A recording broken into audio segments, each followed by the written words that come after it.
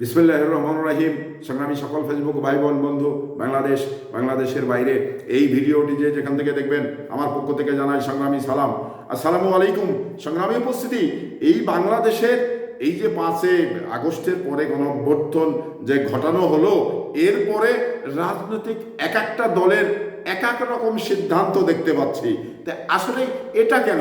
কারণ আওয়ামী লীগকে নিষিদ্ধ করার জন্যে এ ব্যাপারে কারো দ্বিমত থাকার কথা ছিল না, কিন্তু আমরা অনেক রাজনৈতিক দলেরই দ্বিমত দেখতে পাচ্ছি। কারণ তারা তাকে নিষিদ্ধ করার জন্যে নিষিদ্ধ করতে চান না। কারণ কেন চান না? তাদের হয়তো স্বার্থ রয়েছে। অনেক রাজনৈতিক দল এটা চাচ্ছেন যে আমাদের ভিতরে যদি এই দ্বিমত থাকে, তাহলে কি একটি দলকে আপনি নিষিদ্ধ করতে পারবেন? কারণ বাংলার মানুষ যে কারণে গণঅভ্যুত্থান ঘটালো, সে কারণেই যদি আবার সামনে আসে, তাহলে কিন্তু মানুষের এই কষ্ট ছোঁয়ার জায়গা নেই। কারণ এই যে 5 আগস্টের পরে যে 2-3 দিন যে ধরনের বর্বরচিত ঘটনা ঘটেছেন, সভ্য দেশে হেলিকপ্টার থেকে উপর থেকে গুলি করছেন, এটা কি কখনো কোনো রাষ্ট্রে আছে? কারণ একই রাষ্ট্রের ভিতরে এই যে এইভাবে হেলিকপ্টার দিয়ে গুলি করা, এটা কি একটি বাংলাদেশে এটি নজিরবিহীন ঘটনা।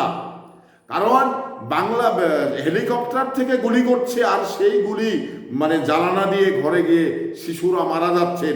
সাদেরপুরে শিশুরা খেলছেন, সেখানে হেলিকপ্টারে গুলি করে শিশুরা মারা যাচ্ছেন।